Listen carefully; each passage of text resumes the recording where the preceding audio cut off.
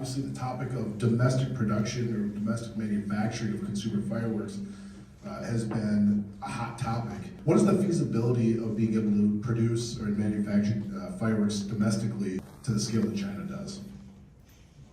𝗧𝗢𝗩𝗘𝗥𝗘𝗗 brought up, former president of NFA, brought up an interesting fact about black powder, and I'm going to butcher the numbers, but Steve basically said, he did the math on this, if the USA ramped up their full-scale production capabilities for black powder, we're able to do like 100 metric tons, something like that, domestically in the US in 1 year.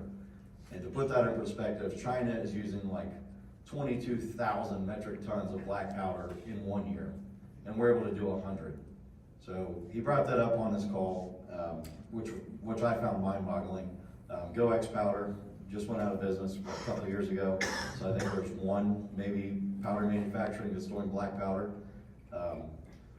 Sitting in the room in APA in Vegas, sitting next to my buddy 𝗧𝗢𝗩𝗘𝗗𝗗, who, fourth generation import from Italy. They used to produce up in Pennsylvania, they moved down to Ohio, they used to manufacture down there, and homes started to move in around them. And the government came in and said, hey, those homes are too close to your manufacturing. Well, we've been here for 70 years, and you let a neighborhood build next to me. They wouldn't reissue the permit.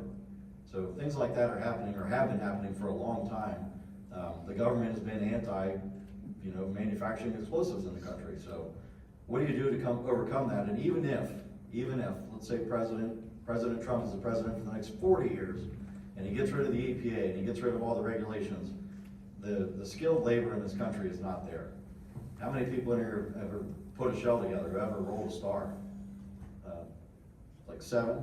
So, and this is a big conference of fireworking people, so the skilled labor is not there. And I always said that there's a sign up at my local Pizza Hut hiring delivery drivers at $22 an hour. How much are you gonna have to pay somebody to manufacture explosives every day of their lives?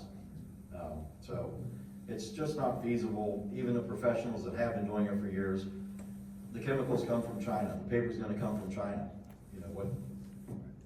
Those are the answers. So some of the lobbyists wanted to push back on that and say, no, we need to bring manufacturing back. And we said, you don't understand what you're asking. It's just not gonna happen. Not the next 40 years to 50 years, even if we tried. It just wouldn't go there.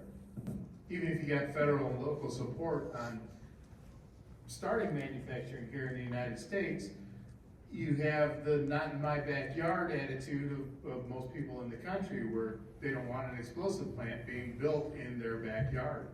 So you have those hurdles to jump over. Then you have the OSHA and transportation regulations that would price it out of this world at this point.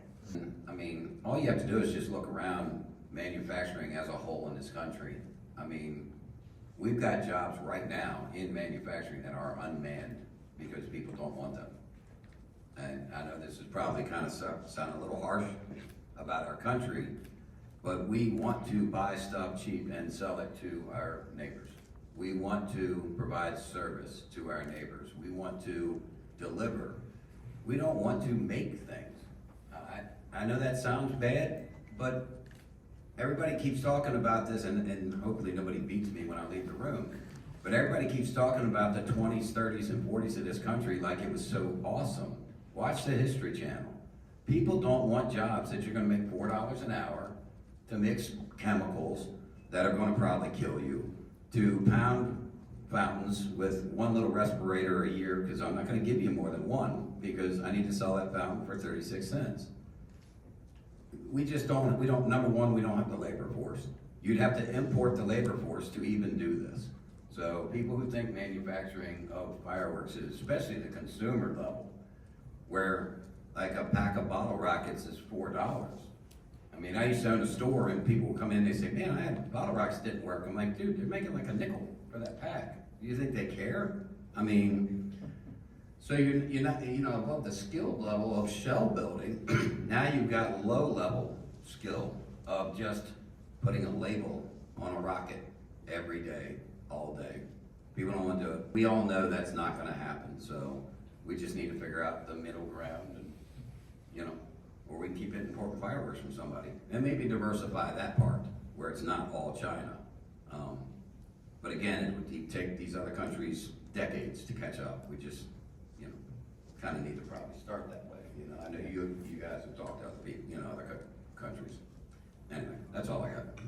I'll add one more small thing. The other thing too is there's a ton of intellectual property within the procedures that it takes, you know, and you know, they try to do this in Mexico. One of the reasons they failed, even if they got the raw materials in there, they failed because they did not have the proper techniques, processes. These things take decades, if not hundreds of years, to properly refine to get done. So even if you had all those things, now you've got this additional barrier in front of you. Yeah, good point. Yeah, and we had that experience in Brazil when we went down and tried to work with factories there. When we went, the factories were enthusiastic about it. They pay their employees a livable wage down there. It's a highly respected job down there. But even, they didn't have a burst formula to use for consumer. Everything they do down there is flash broken. So they never worked with a traditional burst that is in our consumer devices. So we provided them with a formula, and even after we gave them what we thought was the key to what they needed, it still wasn't good quality. We got one container and it cost us an arm and a leg, and 500 gram cakes were breaking like a 200 gram cake, and it just wasn't feasible to do it. They weren't willing to take to cheapen their product price anymore. We weren't willing to continue to pay $100,000 per container to get it, so it kind of came to a dead end down there. And there were many companies that went down and tried. I mean, as you mentioned, TNT was there. I think Winco, Spirit might have gone down and paid a visit, but a lot of people tried and were willing to invest big dollars to make that happen, and it's just not feasible.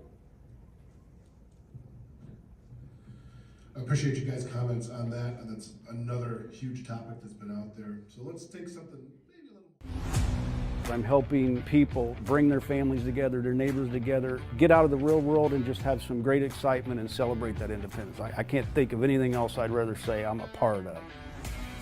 Our company started in 1955. Our core principles are simply quality, selection, and price. We have very competitive prices, but very good quality products.